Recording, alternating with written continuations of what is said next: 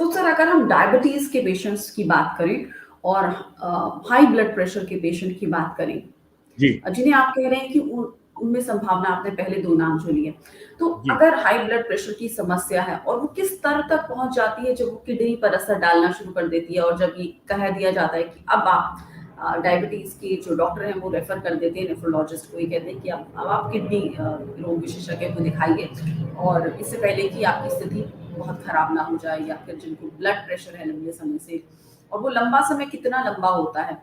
आपने age group की भी बात की, 60 से ऊपर अगर उम्र है, डायबिटीज है या हाई ब्लड प्रेशर है और मान लीजिए 10 साल से प्रॉब्लम है ये उनको, तो या दवाइयां भी ले रहे हैं, तो किस तरह से वो ऐसे इस ग्रुप के जो लोग हैं वो अलर्ट रहें, सावधान रहें।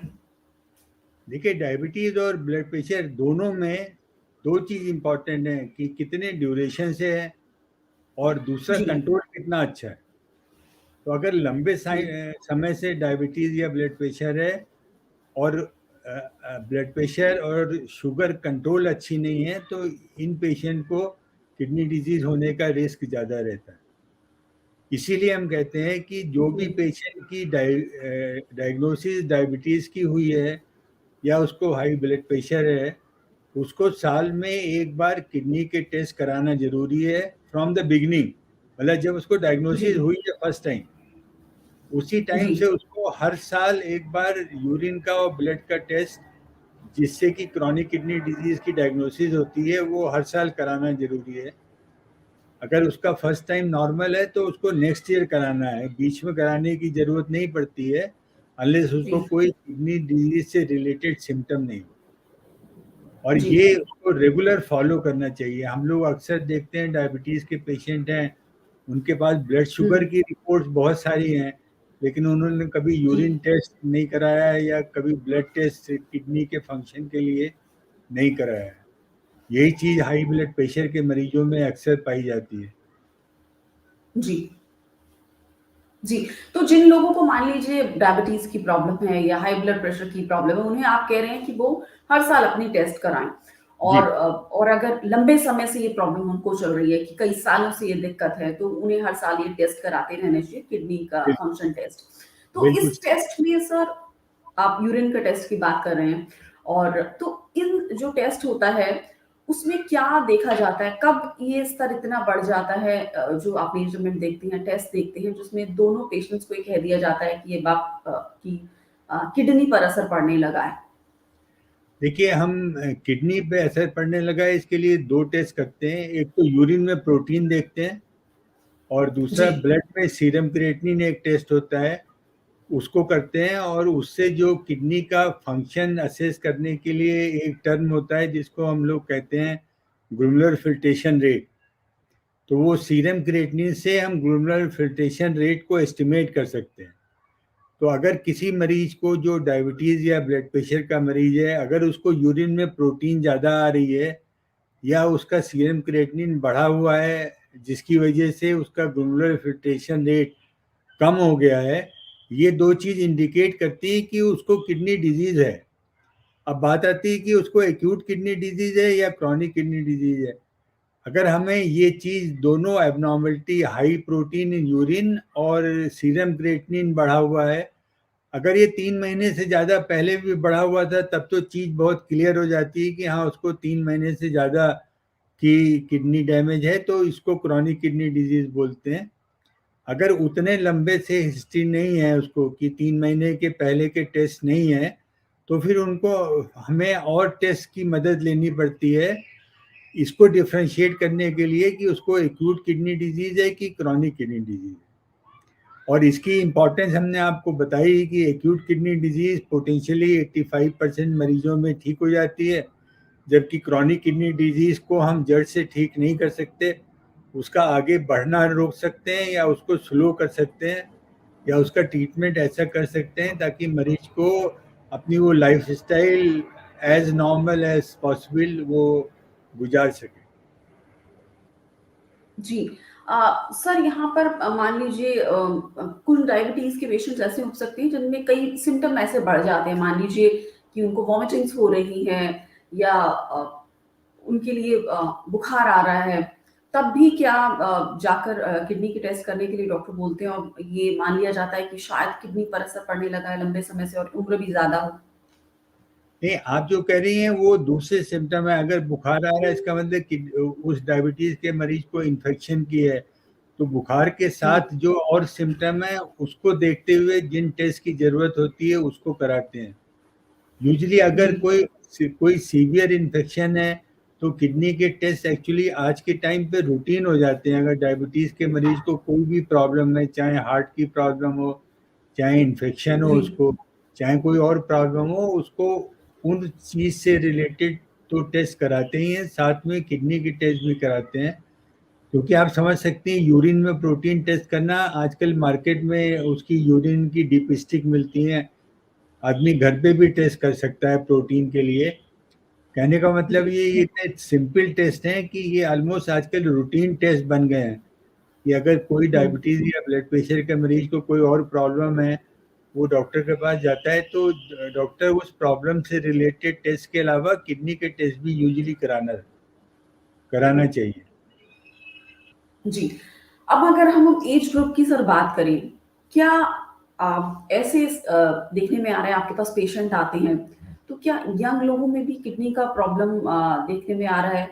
या 40 के बाद देखने में आ रहा है, 35 के बाद देखने में आ रहा है या 60 के बाद ज़्यादा दिक्कत आ रही है?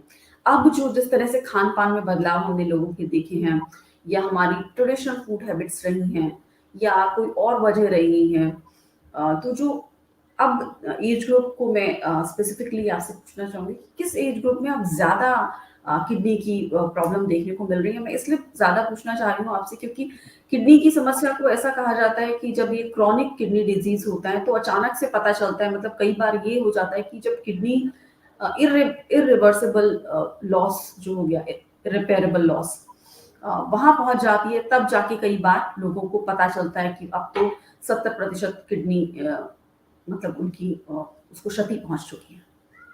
हाँ हाँ, देखिए आपने इसमें दो तीन क्वेश्चन पूछे। पहले अगर हम एज को ले लें, जी, ऐसी जी, कोई भी बिल्कुल। एज ग्रुप नहीं है जिसमें किडनी डिजीज नहीं होती है। लेकिन अगर हम यंग यंग एज से एल्डरली तक के ग्रुप को अगर लें तो जो जो एज जी, बढ़ती है किडनी डिजीज होने का, क्रॉनिक किडनी डिजीज होने का चांसेस ज़्यादा होता है।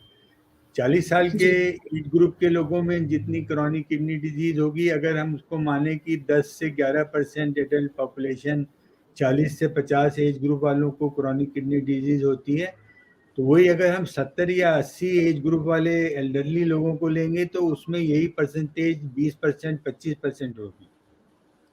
तो जो जो एज बढ़ती है कि क्रॉनिक किडनी डिजीज के होने के मैग्नीट्यूड या प्रॉब्लम ज़्यादा होती है। जी। दूसरी बात आपने बोली थी कि दूसरी चीज आपने एक बार अगर फिर से रिमाइंड करा दें कि आपका दूसरा क्वेश्चन क्या था जी, एज के बिल्कुल अलावा। कि एक बार डैमेज जी, डैमेज हाँ, एक बार जैसे आता है एक बार जी। कि बहुत बड़ी प्रतिशत में किडनी को डैमेज हो गया, तब जाकर पता चलता है वो और आपने, ये एक बहुत ही इम्पोर्टेंट चीज है as compare to other organ की डिजीज में, हार्ट, लिवर, लंग या पैंक्रियाज। जी, किडनी डिजीज की अगर हम सीवियरिटी की, जैसे हमने बात करी कि क्रॉनिक किडनी डिजीज के मरीज को हम क्योर नहीं कर सकते बट माइल्ड डिजीज से एडवांस डिजीज में जाने से रोक सकते हैं।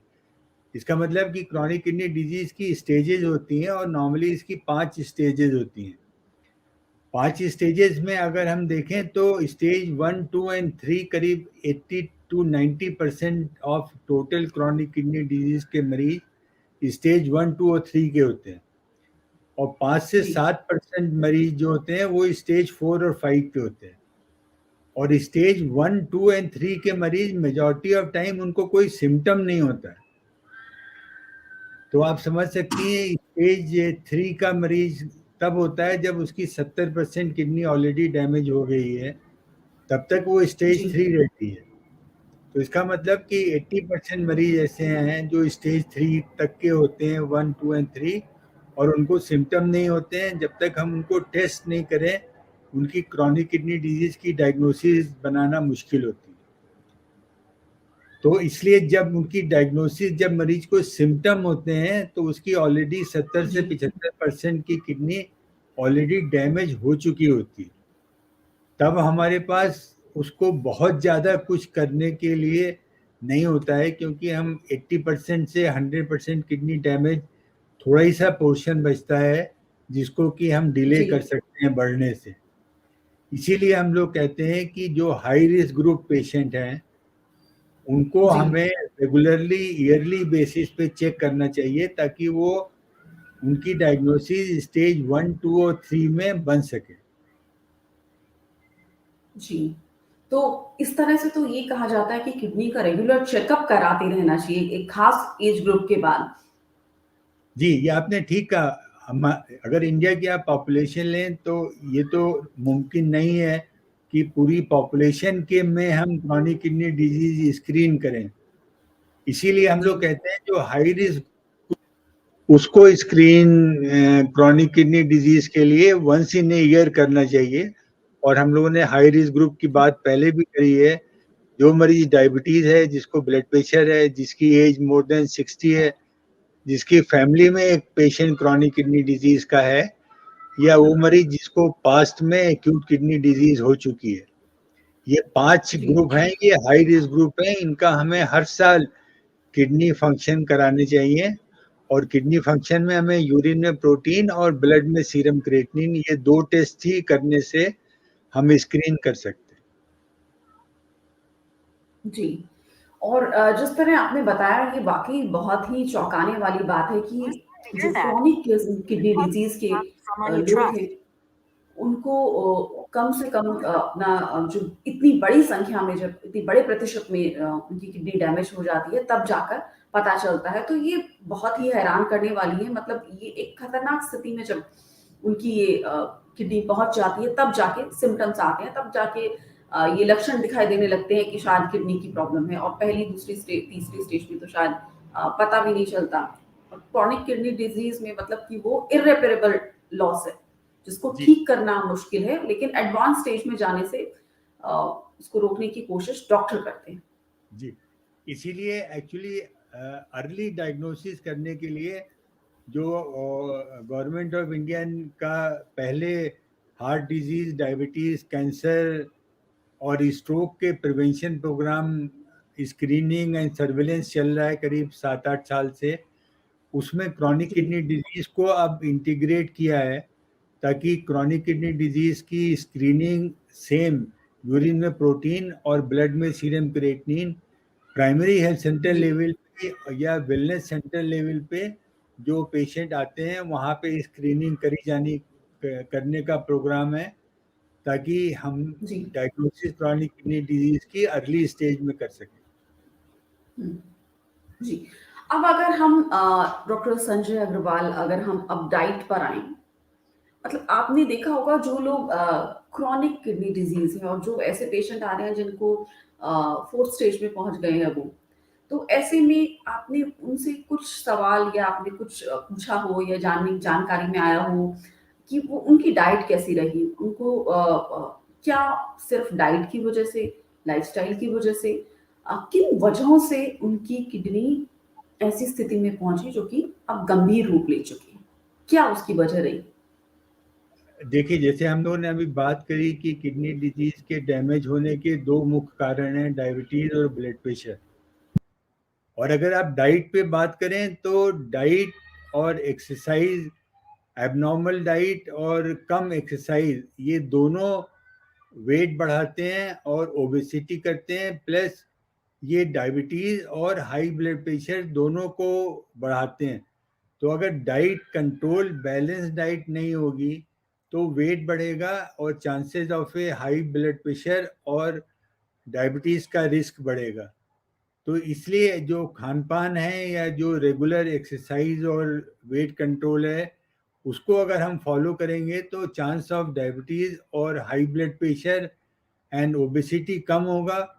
और चूंकि यही 2 मुख्य कारण हैं क्रॉनिक किडनी डिजीज से, तो डाइट को रेगुलेट करके, रेगुलर एक्सरसाइज करके और लाइफस्टाइल को कंट्रोल करके हम डायबिटीज और ब्लड प्रेशर दोनों को प्रिवेंट कर सकते हैं। और उनको प्रिवेंट करने की वजह से क्रॉनिक किडनी डिजीज का भी चांसेस कम होते चले जाते हैं। तो इस तरह डाइट का एक बहुत इम्पोर्टेंट रोल है क्रोनिक किडनी डिजीज को रोकने के लिए। जी। अब सर आप